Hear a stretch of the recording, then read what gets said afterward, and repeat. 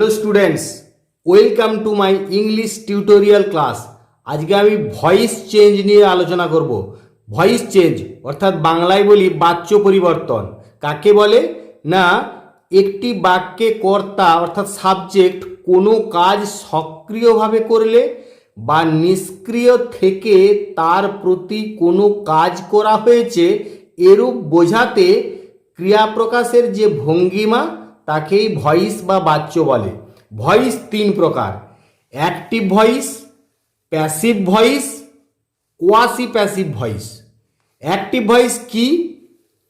একটি সেন্টেন্সের ভার্বটির সাবজেক্ট যদি সক্রিয়ভাবে অর্থাৎ অ্যাক্টিভলি কাজ করে তাহলে ভার্বটি অ্যাক্টিভ ভয়েসে আছে।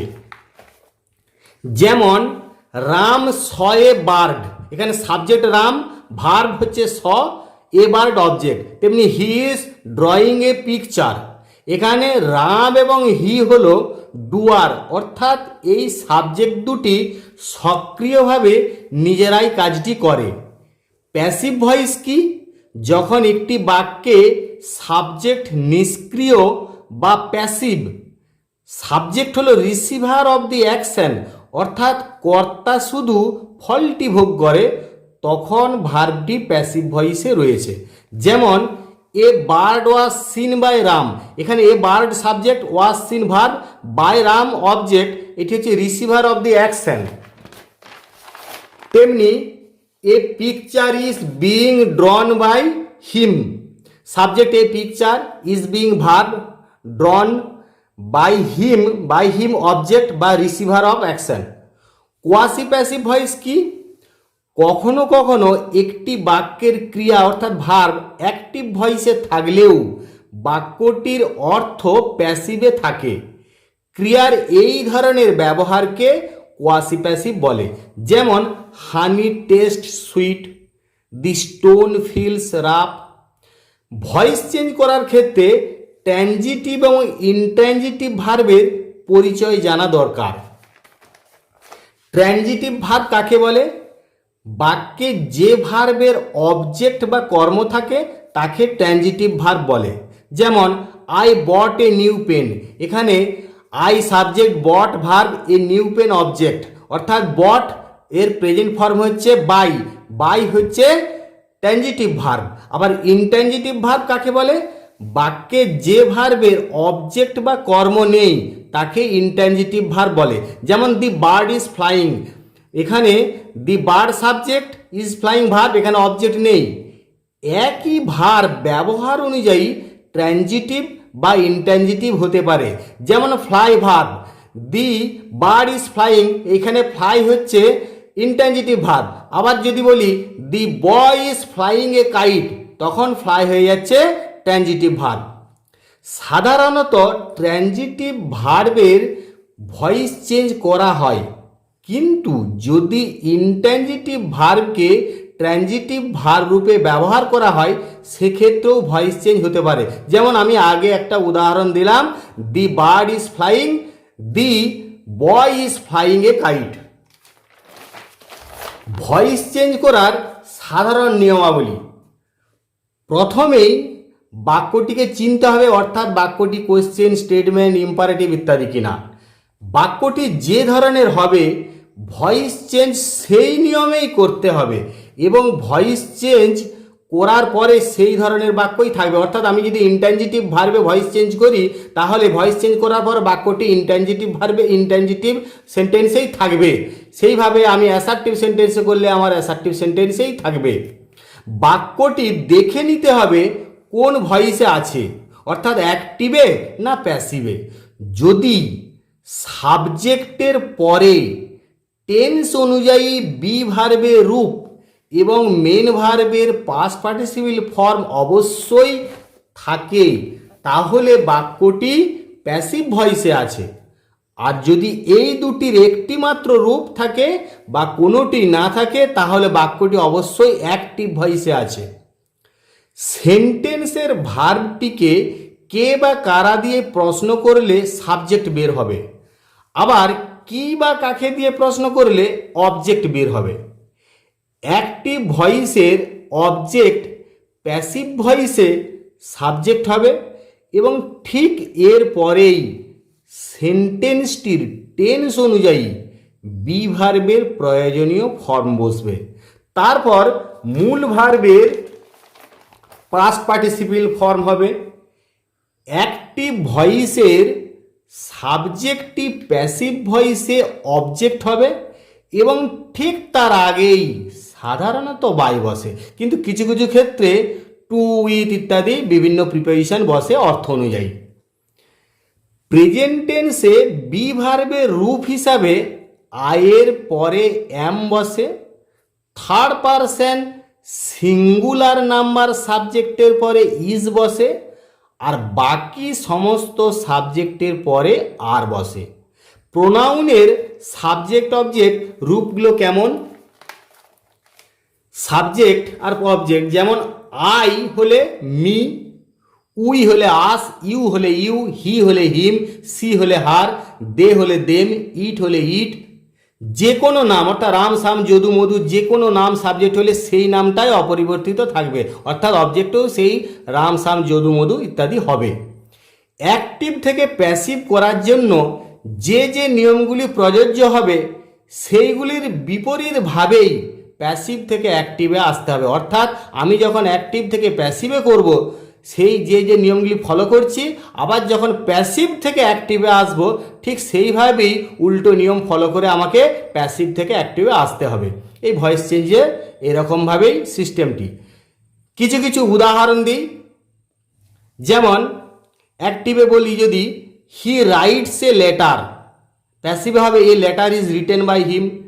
অ্যাক্টিভে Asima is singing a song, প্যাসিভে তখন হবে a song is being sung by Asima. অ্যাক্টিভে I have read the book has been read by me. We invited her, she was invited by us. Ram will do the job will be done by Ram. Tense অনুযায়ী be ভার্বের মোট form হলো 8টি। কীরকম? Be, am, is, are, was, war, bin, being ইত্যাদি। মনে রাখতে হবে ফিউচার টেন্সে যে কোনো ভয়েসে সাবজেক্টের পরে শ্যাল অথবা উইল বসবেই। আই এবং উইয়ের পরে শ্যাল বসে আর বাকি সমস্ত সাবজেক্টের পরে উইল বসে। ইম্পারেটিভ সেন্টেন্সে অ্যাক্টিভ থেকে প্যাসিভ করতে গেলে এই নিয়মটি হবে, অর্থাৎ কী নিয়ম না let plus subject plus be plus main ভার্বের past participle form plus other words. যেমন do it, let it be done. Open the door, let the door be opened. আবার কিছু কিছু ক্ষেত্রে অর্থাৎ সেন্স অনুযায়ীও ভয়েস চেঞ্জ হয়। যেমন অ্যাক্টিভে যদি বলি প্লিজ হেল্প মি, এখানে প্লিজটা আমি ধরে নিচ্ছি এটি অনুরোধ করা হচ্ছে, সেই জন্যে আমি বলছি you are requested to help me. Come in, you are asked to come in. Let him do it, let it be done by him. Interrogative সেন্টেন্সে ভয়েস চেঞ্জ করতে গেলে ইন্টারোগেটিভ সেন্টেন্সের স্ট্রাকচার জানতে হবে। আমরা ইন্টারোগেটিভ সেন্টেন্স দু ধরনের হয় জানি, একটা ডব্লিউএইচ কোয়েশ্চেন টাইপ আর yes no type. WH question টাইপের কেমন structure? WH word plus auxiliary verb plus subject plus verb plus other words. যেমন এই ক্ষেত্রে ভয়েস চেঞ্জ করলে কেমন হবে? Where did you get it, where was it got by you. WHERE, where was it got by you, where was it got by you. Yes no type question হলে কীরকম হবে না auxiliary verb plus subject plus verb plus other words. যেমন অ্যাক্টিভে যদি বলি have you eaten rice, তখন প্যাসিভে হবে has rice been eaten by you. এই সেন্টেন্সে অর্থাৎ ইন্টারোগেটিভ সেন্টেন্সে ভয়েস চেঞ্জের সহজ উপায় হলো প্রথমে ইন্টারোগেটিভ সেন্টেন্সটিকে মনে মনে অ্যাসার্টিভ সেন্টেন্সে পরিণত করতে হবে, তারপর ওই অ্যাসার্টিভ সেন্টেন্সটির ভয়েস চেঞ্জ করতে হবে। এরপর ইন্টারোগেটিভের স্ট্রাকচার অনুযায়ী সাজাতে হবে। যেমন উপরের সেন্টেন্সটিকে এইভাবে আমরা বলতে পারি, হ্যাভ ইউ ইটেন রাইস, এটাকে আমি মনে মনে ধরে নিলাম ইউ হ্যাভ ইটেন রাইস। এরপর আমি যদি ইউ হ্যাভ ইটেন রাইসের ভয়েস চেঞ্জ করি তাহলে কী হবে না, rice has been eaten by you. এবার এটাকে ইন্টারোগেটিভে সাজিয়ে দিলাম, has rice been eaten by you, তাহলে হ্যাভ ইউ ইটেন রাইসের ভয়েস চেঞ্জ হলো has rice been eaten by you. সেরকমভাবে হু ডিড দিস ওয়ার্ক, এটাকে আমি মনে মনে সাজিয়ে নিলাম এনিওয়ান, যে কেউ, ডিড দিস ওয়ার্ক। সেইটাকে আমি যখন আবার ভয়েস চেঞ্জ করব তখন কি হবে, this work was done by, যাকে খুশি আমি ধরলাম এনিওয়ান, যে কেউ।